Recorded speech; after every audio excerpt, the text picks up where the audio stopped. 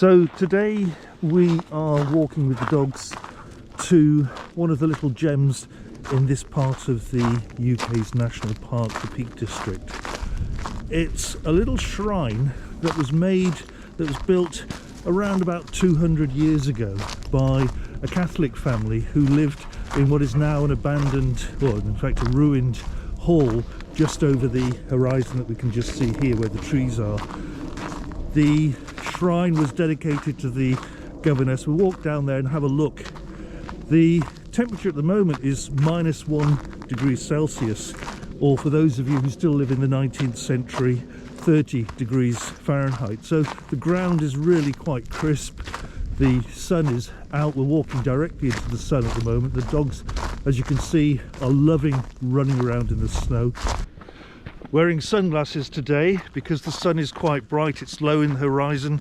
It won't get very high today. We're about 4 weeks away from the shortest day in the UK, so the sun will be at its lowest, and then it will start rising again, but then the real winter temperatures will set in. Here, this way. Here, this way.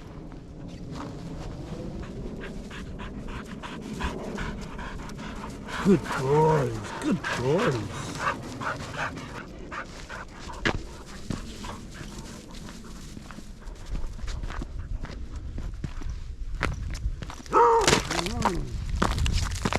Now, as we walk down this slope, you can just see the little top of the chapel sticking out through the trees. We'll go down and have a look and see what it looks like.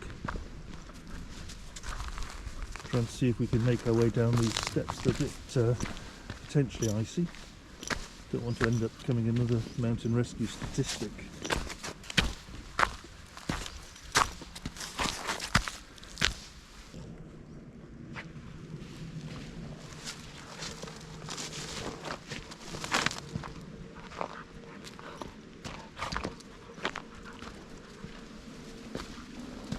Looks like something that Hagrid lived in Harry Potter.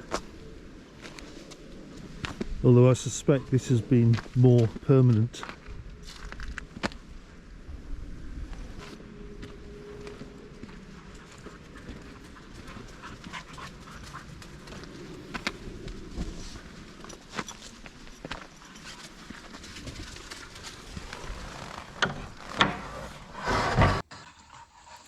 Hidden in the grounds of Irwood Hall is a small Catholic shrine, built as a quiet place of prayer and reflection. For the family who lived here, it offered a private space to practice their faith at a time when public worship wasn't always easy or accessible.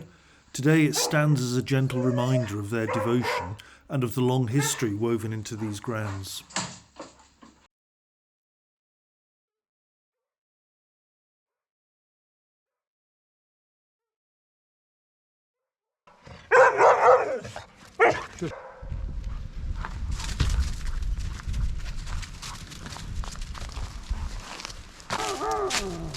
Some of you might ask why we don't put the winter coats on at this time of year to come to places like this. Well, the dogs just go into the water, they get wet, the coats would get wet, and they'd stay wet until we got back to the vehicle.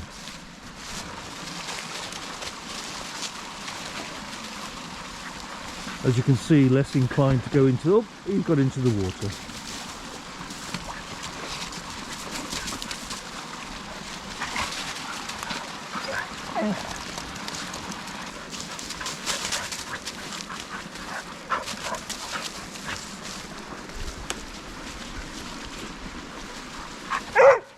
Looks like we're walking into Narnia for those who have read the books.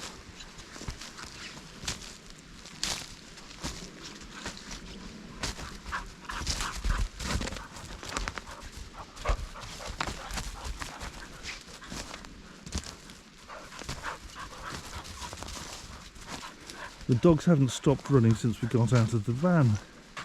It is really rather magical. And although we're just a few miles from Buxton, the town I live in, there's nobody else here. We're not sharing it with anybody. We just got our own private little magical winter wonderland. And as you can see, Although the air temperature is -1, the dog's just still going in the water.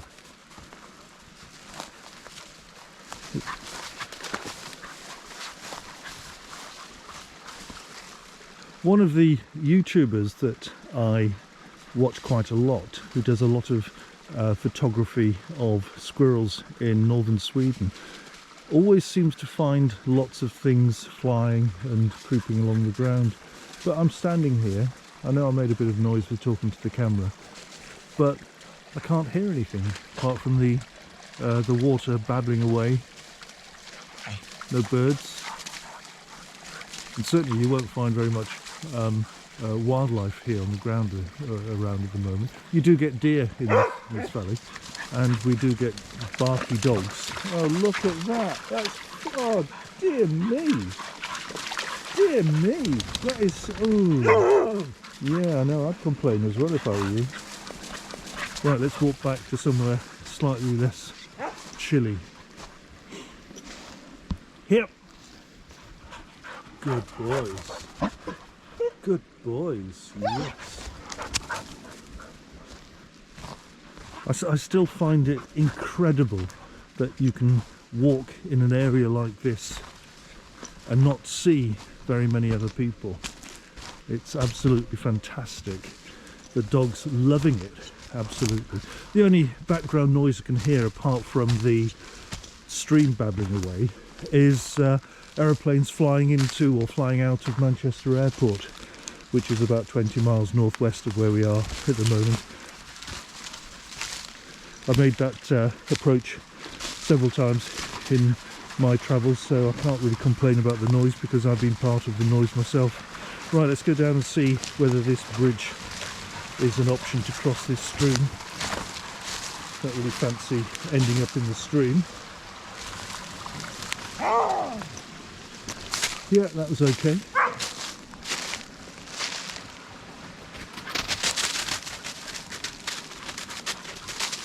Spring is still doing zoomies, trying to work out what's what.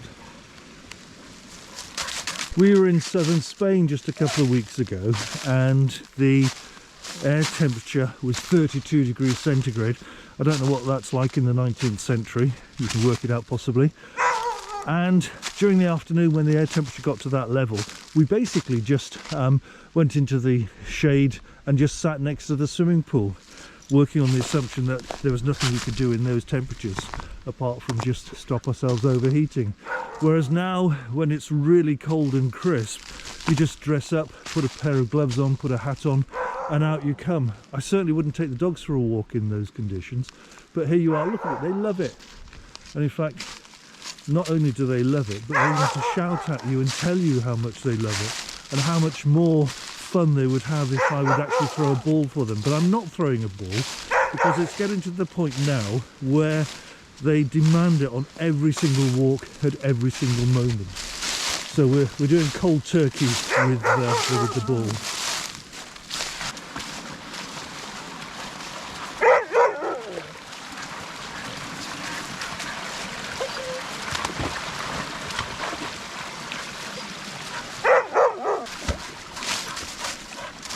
Oh, please, please, please tell me you're not enjoying it.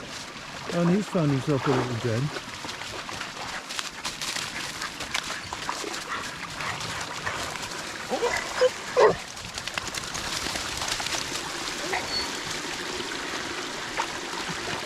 These things are driven by smells. So what is it that they can smell? And certainly something down here that Freddie's found. I suspect it's a tennis ball buried under the reeds, but you never know. Right, what are we saying? What are we saying? Let's go back to the car, Dad? No? What have we found in there? In some of the YouTube videos I've put on, I've shown the dogs being cleaned with a hose pipe and just squirted with the cold water hose pipe. And I've had a couple of comments from people saying how cold the water must be. Well, you just look at what they're doing at the moment, jumping in and out of this stream. You can see that the hose pipe is actually quite warm in comparison. But it's worthwhile pointing out that when I say winterproof the dog walks, I mean, for me in the van, not for them.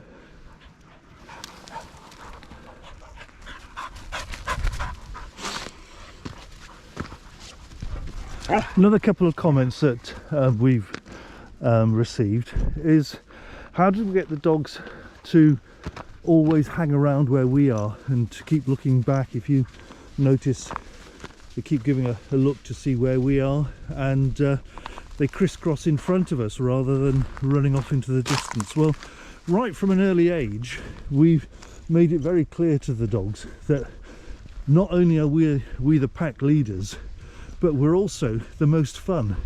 And they keep turning round to see whether I'm getting a ball out, for example, or a frisbee, because they want to just have fun.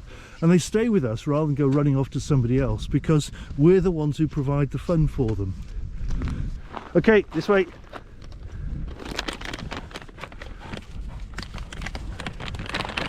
Right, sit. Sit, good boys. Stay. Yes, you stay. Stay. Try getting the biscuits out and putting them back one-handed. Right, off, off, off, off, off, off, off. Okay. And one for George. Off, off, off, off. Okay, good boys. I just noticed whilst I was putting the leads on, this is all nicely frozen. And again on little George as well. That'll soon warm up as we get the heating on in the van.